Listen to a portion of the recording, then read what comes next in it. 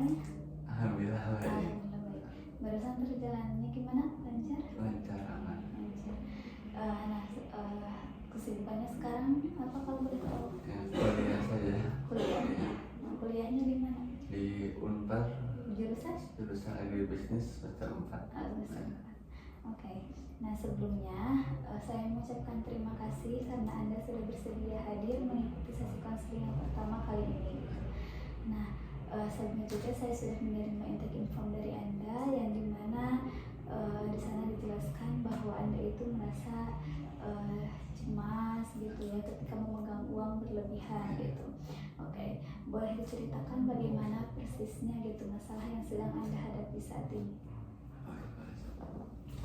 Kayak cemas, kayak megang uang tuh kayak lalu disimpan di bank kayak di dana si bank lah, kayak ada uang lebih. Nah itu yang bikin penasarannya. Tapi kalau kayak uang cash yang kayak di dompet mah kayak enggak gitu. Dan hanya sekedar uang di digital.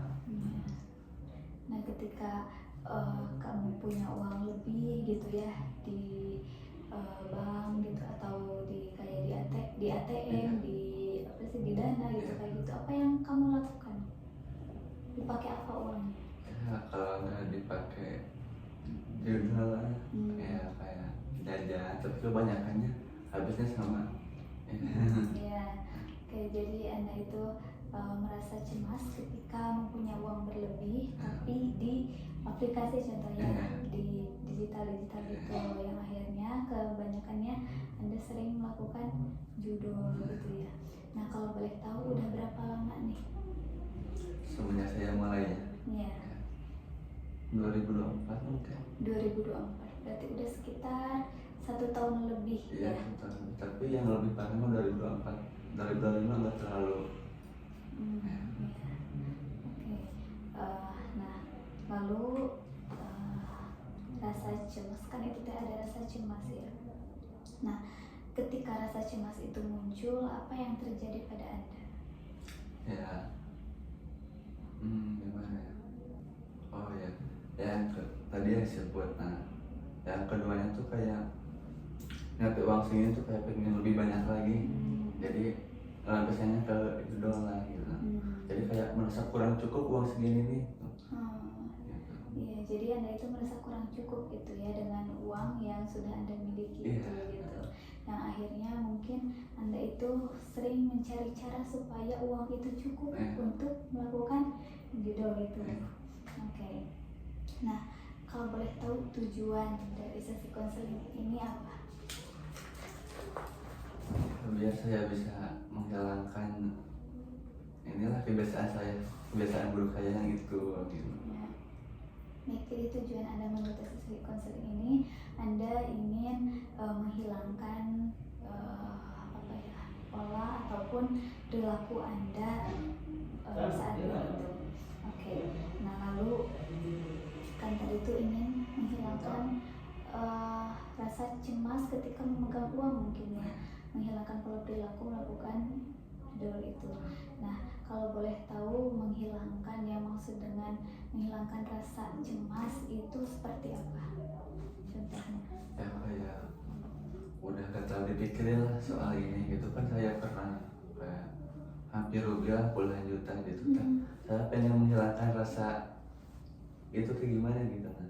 Menghilangkan rasa pemikiran yang kehabisan yang udah keluar atau yang sekarang mau takut terjadi lagi hal seperti itu. Ada dua sebenarnya.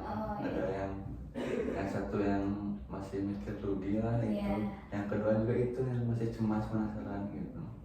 Jadi mungkin tujuannya itu yang pertama Anda itu ingin menghilangkan rasa kerugian mungkin ya, kerugian akibat yang dulu gitu, menghilangkan rasa supaya bisa lebih berdamai gitu dengan masa lalu mungkin ya. Nah dan juga kedua Anda ingin lebih baik lagi gitu ke depannya supaya tidak terjadi hal seperti itu lagi. Oke. Nah jika diskalakan nih kondisi kamu sekarang ada di skala berapa dari 1 sampai 10 yang dimana 1 itu Anda merasa tidak baik-baik saja dan 10 itu Anda sangat merasa baik-baik saja. 5 mungkin. Kenapa ada di skala 5? Boleh dijelaskan? Soalnya kadang saya nggak gimana ya, masih stuck lah, nggak ada kemajuan gitu. Oke, baik, jadi di skala 5 itu Anda merasa mungkin ini tuh mengganggu ya Iya, dalam Bang. diri Anda, tapi tidak terlalu yang berlebihan juga gitu ya, masih diam-diam aja di situ gitu. Oke, nah kalau boleh tahu kapan terakhir kali rasa cemas ketika mengganggu itu kapan terakhir kali? 2 minggu yang lalu, yang akhir tahun. 2 minggu yang lalu. Iya. Oke, bagaimana peristiwanya? Boleh saya ceritain? Iya. Ya, kayak waktu itu saya malam tahun baru ya, Iya. kayak pengen nongkrong lah, kayak main-main lah. Kayak itu kayak punya uang berapa aja di saldo ya, 100.000 lah kalau nggak salah.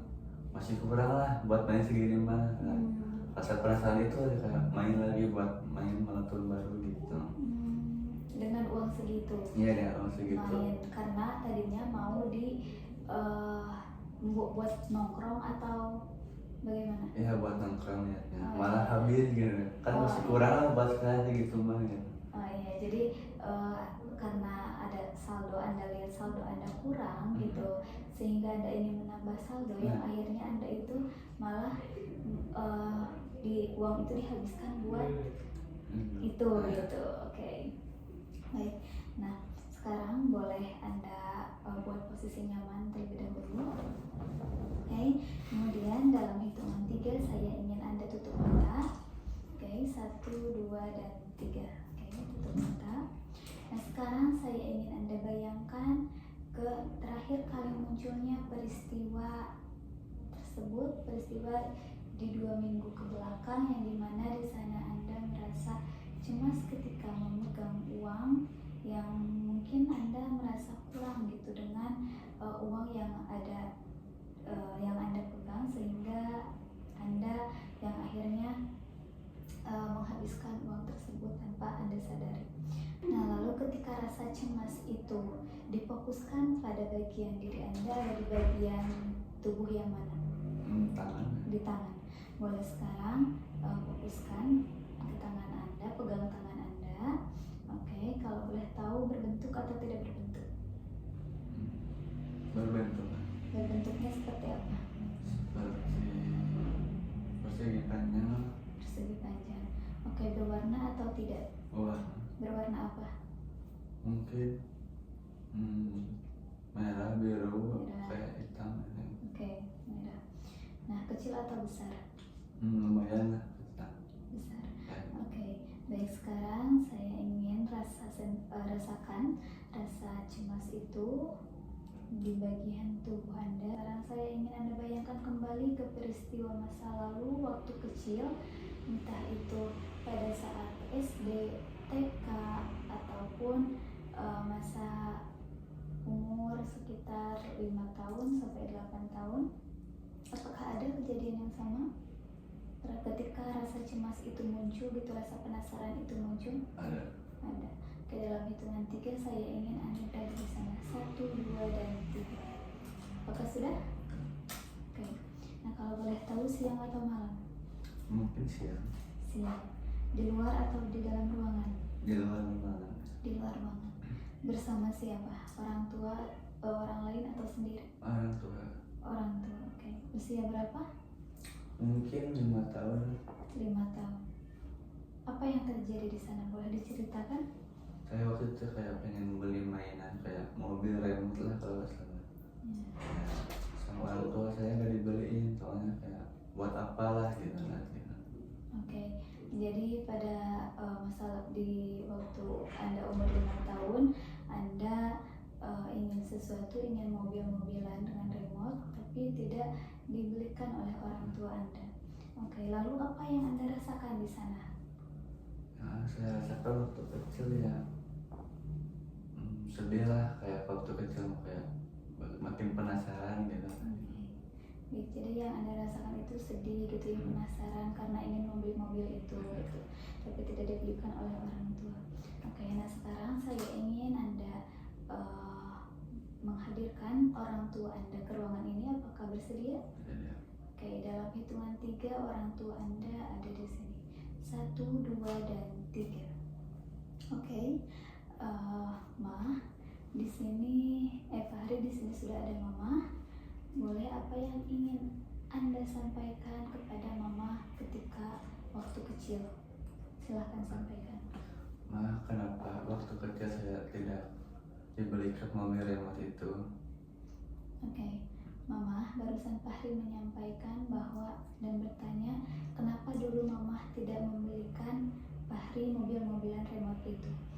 Boleh ditanggapi oleh si Mama apa yang disampaikan oleh si Mama ke Fahri? Boleh jawab. Iya. Karena itu kayak tidak bermanfaat lah, buat apa, kayak mending lebih beli yang bermanfaat, mungkin kayak beli makanan lah atau hal yang lainnya.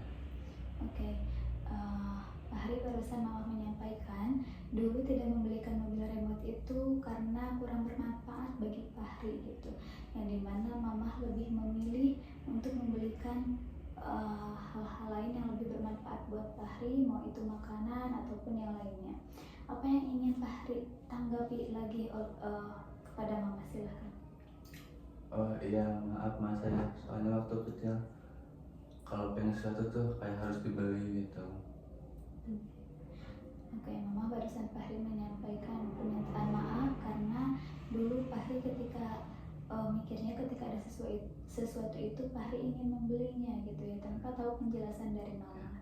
Nah, apa yang ingin Mama sampaikan kembali kepada Fahri? Silahkan. Maaf juga Mama, soalnya Mama nggak ngomong dulu ke Dede kayak buat apa yang lebih bermanfaat, beli apa gitu. Oke, Fahri barusan Mama menyampaikan bahwa Mama juga minta maaf ke Fahri karena dulu tidak menjelaskan alasannya kenapa tidak membelikan mobil-mobilan itu ke Fahri gitu. Nah, apakah ada yang ditanggapi lagi kepada Fahri? Apakah Fahri sudah bisa memaafkan Mama? Udah bisa maaf. Adakah yang ingin disampaikan lagi? Udah tidak. Udah? Oke, kalau udah sekarang saya ingin kan barusan Mama sudah meminta maaf ya kepada Fahri gitu. Fahri juga sudah bisa memaafkannya. Nah, sekarang saya ingin Mama menghilang dari ruangan ini. Apakah bersedia? Dalam hitungan 3 Mama menghilang dari ruangan ini. 1, 2, dan 3. Oke. Nah, bagaimana perasaannya Fahri ketika barusan sudah berbicara dengan Mama? Lega ya, jadi tahulah alasannya mengapa tidak dibelikan. Oke, sekarang lebih lega karena sudah tahu alasan kenapa dulu tidak dibelikan gitu ya, tidak dibelikan mainan gitu ya. Oke. Nah, sekarang saya ingin Anda mendatangkan diri Anda yang lebih baik lagi, yang bisa mengayomi diri Anda. Apakah ada? Ada. Kalau boleh tahu namanya siapa? Si Kuat dan si Sabar mungkin. Oke, si Kuat berarti ya. Nah, apakah Anda bisa mengizinkan si Kuat untuk hadir di ruangan ini? Boleh mengizinkan. Oke, dalam hitungan 3 si Kuat ada di ruangan ini. 1, 2, dan 3. Oke. Fahri di sini udah ada si Kuat dan si Kuat di sini udah ada Fahri. Nah, kalau boleh tahu dulu Fahri waktu kecil dipanggil siapa? Dia Fahri. Dede Fahri. Ya. Oke. Nah, sekarang apa kalau boleh tahu apa peran dan fungsi si Kuat dalam diri Fahri? Si Kuat itu kayak kuat lah menghadapi sesuatu yang tidak sesuai ekspektasi mungkin. Oke. Jadi peran dan fungsinya itu si Kuat itu kuat dalam menghadapi ekspektasi dan yang tidak sesuai dengan kenyataan, yang tidak sesuai dengan realita gitu. Oke. Nah, boleh sekarang si Kuat sampaikan kepada Fahri yang kecil atau kepada Dede Fahri. Silakan sampaikan apa yang ingin si Kuat sampaikan kepada Dede Fahri. Silakan. Lebih kayak harus menerima kenyataannya lah. Nggak semua orang bisa sama lah kayak kehidupan Fahri gitu. Oke. Jadi Depahri barusan si Kuat menyampaikan bahwa kamu harus bisa menerima semuanya, menerima kenyataannya gitu, karena tidak semua orang mempunyai itu yang sama gitu ya, mempunyai ekspektasi yang sama gitu, kenyataan yang sama. Nah sekarang adakah bagian diri Anda yang bisa lebih berdaya lagi? Mungkin si sabar. Si sabar. Bisakah Anda mendatangkan si sabar di ruangan ini? Dalam hitungan 3 si sabar itu ada di ruangan ini. 1, 2, dan 3. Oke. Nah sekarang apa fungsi si sabar dalam diri Fahri? Ya untuk kayak mengikhlaskan lah kejadian yang sudah gitu. Oke. Jadi fungsi sabar itu bisa mengikhlaskan masa lalu gitu ya yang sudah terjadi, sehingga si Fahri ini bisa menjadi lebih sabar lagi gitu. Oke. Nah coba apa yang si sabar ini sampaikan kepada Fahri yang waktu kecil, silahkan sampaikan. Ya harus sabar lah, kayak pengen sesuatu itu harus kayak jangan waktu lah kalau di bahasa Sundanya mah kayak gitu mungkin. Oke. Nah si Fahri barusan si sabar menyampaikan bahwa kalau ada apa-apa itu harus sabar, jangan dikit-dikit harus cepat-cepat diwujudkan gitu ya. Oke.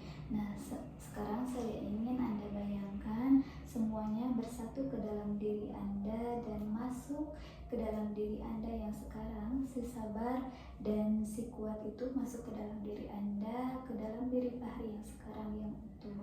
Coba Anda bayangkan semuanya itu masuk dan bersatu ke dalam tubuh Anda. Oke. Lalu sekarang saya ingin Anda bayangkan kembali ke peristiwa terakhir kali munculnya peristiwa itu di 2 minggu ke belakang. Oke, apa yang Anda rasakan sekarang? Lega lah kayak lebih gimana ya, lebih feelnya tuh ya pelong lah, lega gitu. Oke. Jadi sekarang Anda udah bisa lebih lega lagi, udah bisa menerima lagi karena dalam diri Anda udah ada si kuat dan si sabar gitu. Oke, baik sekali. Nah sekarang saya ingin Anda membuka mata dalam hitungan 3. Anda sadar Anda berada di ruangan ini bersama saya. 1, 2, dan 3. Oke. Bagaimana nih perasaannya ketika melakukan sesi konseling yang pertama barusan? Apa yang Anda dapatkan? Lebih ke gimana ya? Jadi saya tuh unek-unek tuh lebih tersampaikan lah gitu. Oke. Ya jadi lega intinya itu. Lega gitu ya, karena Anda sudah bisa bercerita mungkin ya, dan juga Anda sudah membayangkan ke peristiwa yang dulu, alasannya kenapa Anda kenapa di masa lalu itu gitu, kenapa Anda bisa kayak gitu, dan sekarang Anda sudah bisa lebih lega lagi karena sudah mengetahui yang terjadi di masa lalu itu. Oke. Nah kalau boleh tahu nih, buat 1 minggu atau 3 minggu ke depan nih, apa yang akan kamu lakukan supaya kamu tidak melakukan hal itu lagi? Mungkin saya kan paling main, tapi mainnya tuh kayak ke lingkungan yang benar gitu. Enggak.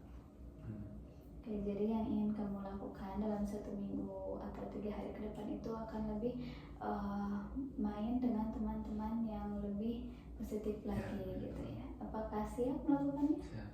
Oke. Nah, ada yang ingin ditanyakan terlebih dahulu? Ya mungkin cara gimana ya?